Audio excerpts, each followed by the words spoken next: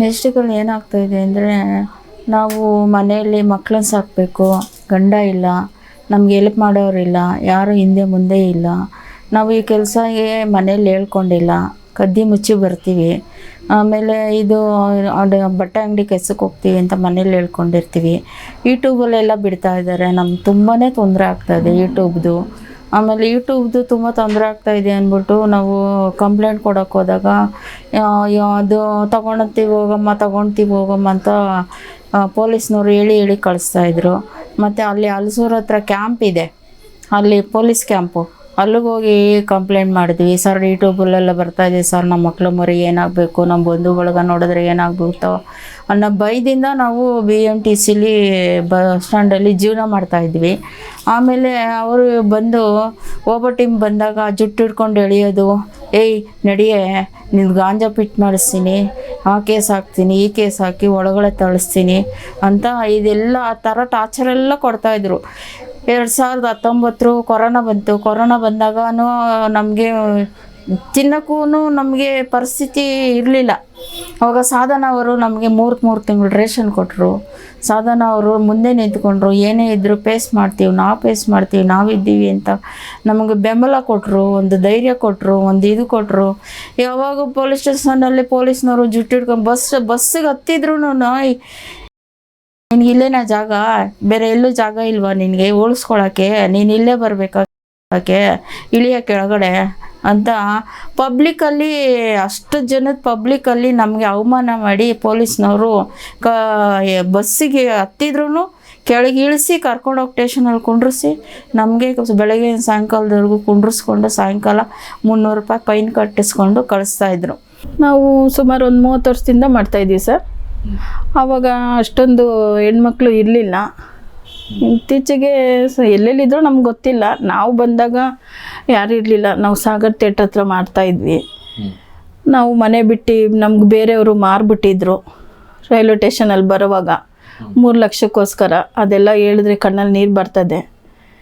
ಇವಾಗ ಅದಕ್ಕಿಂತ ಇವಾಗ ಸ್ವಲ್ಪ ಪರವಾಗಿಲ್ಲ. ನಮ್ಮ ಸಾಧನಾ ಮಹಿಳಾ ಸಂಘಕ್ಕೆ ನಾವು ಸೇರ್ಕೊಂಡು ಸ್ವಲ್ಪ ಹೋರಾಟಗಳೆಲ್ಲ ಮಾಡ್ತಾಯಿದ್ದಾರೆ. ಆವಾಗಿಂದ ನಾನು ಸೇರಿ 15 ವರ್ಷ ಆಯಿತು ಸೇರಿ ಹೋರಾಟಗಳು ಮಾಡ್ತಾಯಿದ್ದಾರೆ. ಅದರಿಂದ ಸ್ವಲ್ಪ ಕಮ್ಮಿ ಆಗಿತ್ತು.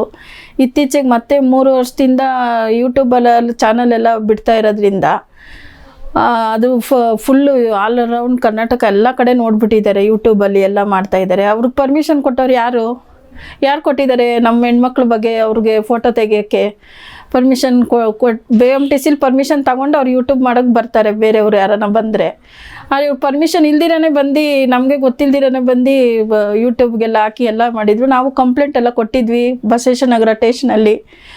4-5 ವರ್ಷ ಆಗಿದೆ ಕಂಪ್ಲೇಂಟ್ ಕೊಟ್ಟು, ಅವರೇನು ರೆಸ್ಪಾನ್ಸೇ ಮಾಡಿಲ್ಲ. ಯಾವಾಗನೂ ಹೋದರೆ ಹೋಗುತ್ತೆ ಅಂತ ಹೇಳ್ಬಿಟ್ಟು ಮಾತಾಡ್ಬಿಟ್ಟು ಕಳಿಸ್ತಾರೆ. ಇವಾಗ ನಾವು ಪೊಲೀಸ್ ಸ್ಟೇಷನ್ಗೆ ಹೋದ್ರೂ ನಾವು ಅವ್ರ ವಿರುದ್ಧವಾಗಿ ನಾವೇನು ಮಾತಾಡೋಕ್ಕಾಗಲ್ಲ.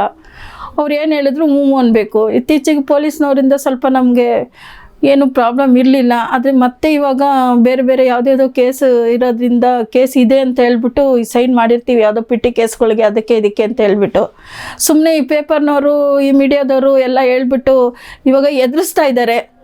ಪೊಲೀಸ್ನವ್ರಿಗೆ ರೆಚ್ಚಿಗೇಳಿಸ್ತಾ ಇದ್ದಾರೆ. ರೆಚ್ಚಿಗೇಳಿಸಿದ್ರೆ ಅವ್ರೇನು ಮಾಡ್ತಾರೆ, ಇವಾಗ ನಮ್ಗೆ ಯಾವುದೋ ಹಳೆ ಕೇಸ್, ಯಾವುದೋ ಪಿಟಿ ಕೇಸ್ ಇರುತ್ತೆ, ಅದ್ರ ಸೈನ್ ಮಾಡಿರ್ತೀವಿ. ಅದ್ರ ಮುಖಾಂತರ ಇವಾಗ ಅವರು ನಮಗೆ ಕೇಸ್ ಹಾಕ್ತೀವಿ ಅಂತ ಹೇಳಿ ಎದುರಿಸ್ತಾ ಇದ್ದಾರೆ.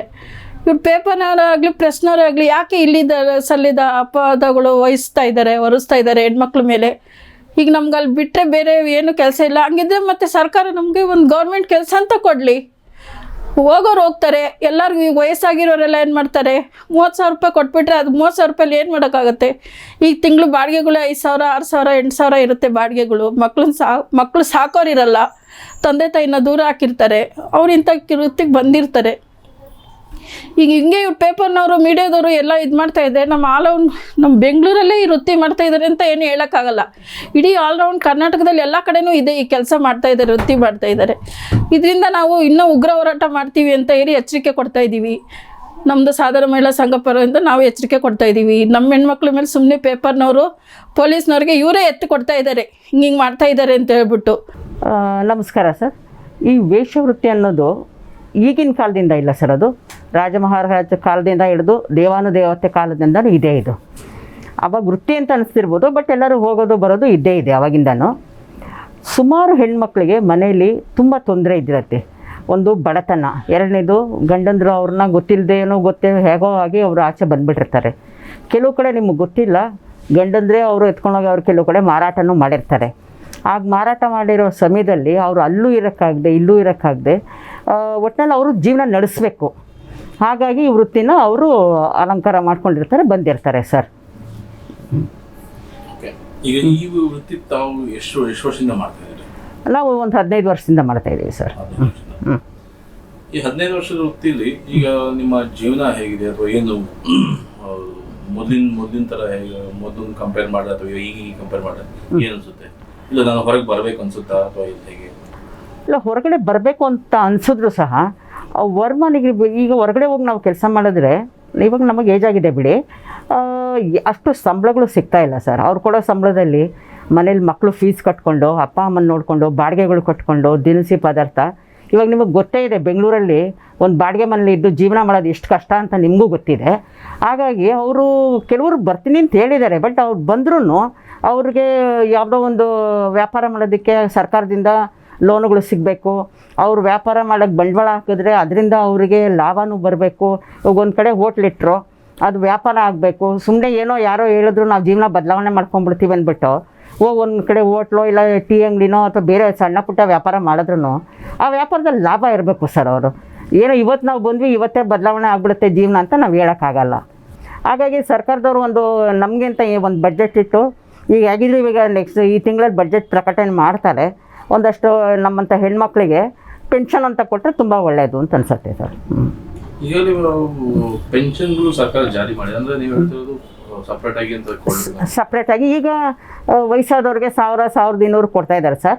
ಆ 1000-1200 ಏನು ಸರ್ ಬಳಕ್ಕಾಗತ್ತೆ ಬೆಂಗಳೂರಲ್ಲಿ, ಏನು ಮಾಡೋಕ್ಕಾಗತ್ತೆ ನಾವು ಅಲ್ವಾ? ಹಾಗಾಗಿ ಅದನ್ನು ಒಂದು 4,000-5,000 ಜಾಸ್ತಿ ಮಾಡಿದ್ರೆ ಚೆನ್ನಾಗಿರುತ್ತೆ ಅಂತ ನಮಗೆ.